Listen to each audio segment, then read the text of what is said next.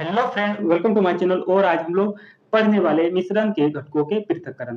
पृथक्करण का सामान्य अर्थ होता है कि घटकों को अलग करना। मिश्रण में जो घटक है उन घटकों का अलग करना ही पृथक्करण कहा जाता है। तो आज हम लोग दो विधि के बारे में पढ़ेंगे, ठीक है। आसवन विधि और क्रिस्टलीकरण विधि। अब हम लोग देखेंगे कि आसवन विधि क्या होता है, ठीक है। इस विधि का प्रयोग ऐसे मिश्रण को पृथक करने में उपयोग किया जाता है जो विघटित हुए बिना उबलते। इसका बॉइलिंग होता है बिना टूटे हुए। कुछ ऐसा लिक्विड होगा फ्रेंड जो बिना टूटे हुए वह बॉइलिंग करेगा। उसका जो कंपोनेंट होगा, घटक होगा, वह बिना टूटे हुए वह बॉइलिंग करेगा, ठीक है। तथा जिनके घटकों के क्वथनांक के मध्य अधिक अंतराल होता है। मान लेते दो लिक्विड है, एक लिक्विड 1 और एक लिक्विड 2, ठीक है।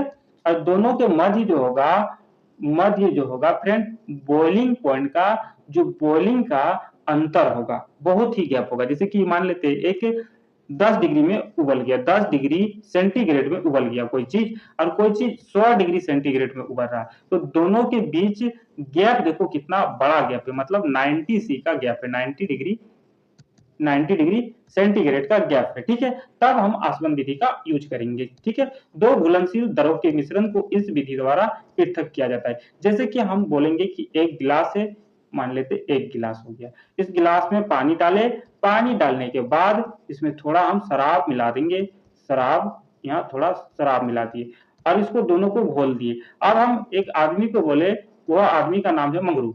मंगरू को बोल दे, ए मंगरू, तुम यहाँ शराब और पानी को अलग करके दिखाओ। तो मंगरू क्या करेगा, आसवन विधि का उपयोग करेगा और वह बता देगा कि मास्टर ये रहा शराब और ये रहा पानी। तो मंगरू क्या करेगा, पानी और शराब को अलग कर देगा आसवन विधि द्वारा, ठीक है। तो यही होता है आसवन विधि। एसीटोन, एग्जाम्पल में एसीटोन और जल का मिश्रण, याद रखना है, डायरेक्ट पूछा जाता है एग्जाम में। एल्कोहल व जल का मिश्रण, एल्कोहल व जल का मिश्रण मतलब शराब और जल का मिश्रण, ठीक है।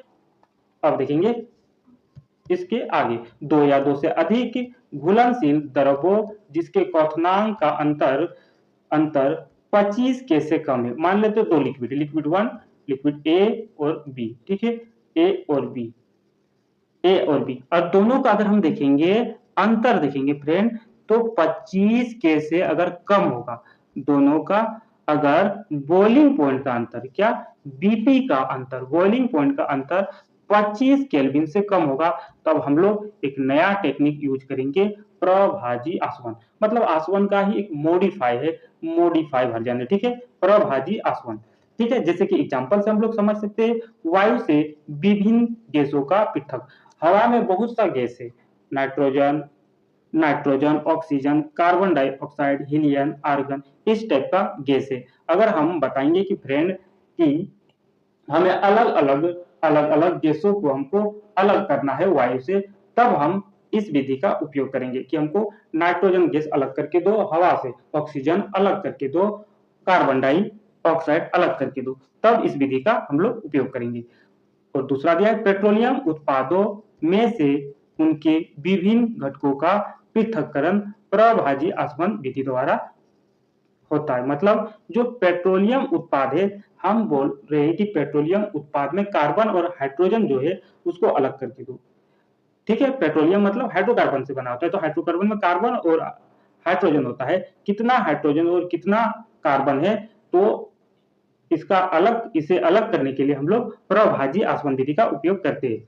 समुद्री जल के शोधन में सामान्यतः आसवन विधि प्रयोग में लाई जाती है। जल के शोधन बोले तो समुद्री जल के मतलब ट्रीटमेंट, उपचार, ठीक है, उपचार मतलब लवणीय जल को अलवणीय जल में बदलने के लिए, ठीक है, उपचार किया जाता है। अब देखेंगे क्रिस्टलीकरण, ठीक है, क्रिस्टलीकरण ठोस पदार्थ को शुद्ध करने में इस विधि को प्रयोग में लाते हैं। इसके द्वारा क्रिस्टल के रूप में शुद्ध ठोस को विलयन से पृथक किया जाता है। नहीं समझ में, ठीक हो, काट देते इसको, एग्जाम्पल से हम लोग समझ जाएंगे, ठीक है। क्या बोल रहा है ऊपर में, समुद्री जल से नमक प्राप्त करने में वाष्पीकरण विधि द्वारा जो नमक प्राप्त होता है उसमें बहुत सी अशुद्धियां होती है।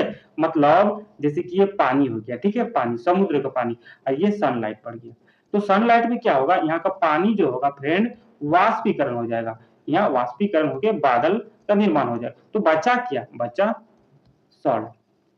साल्ट बचा, नमक बचा, और यह नमक ना अशुद्ध के रूप में होता है, अशुद्ध नमक है, अशुद्ध। ठीक है फ्रेंड, अशुद्ध नमक है।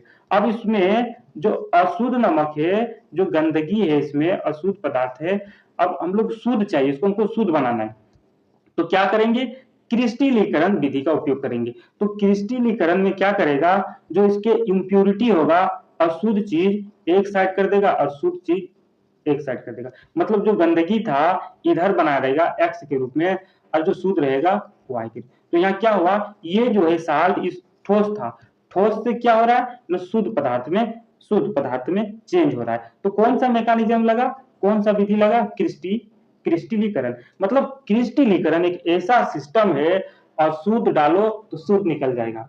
ठीक है, तो आज हम लोग देखे मिश्रण के घटकों का पृथक्करण। अगर वीडियो अच्छा लगा, वीडियो को लाइक करना है, अपने दोस्तों को शेयर करना है, और नए तो चैनल को सब्सक्राइब कर लेना है। Thank you for watching my video, all the best.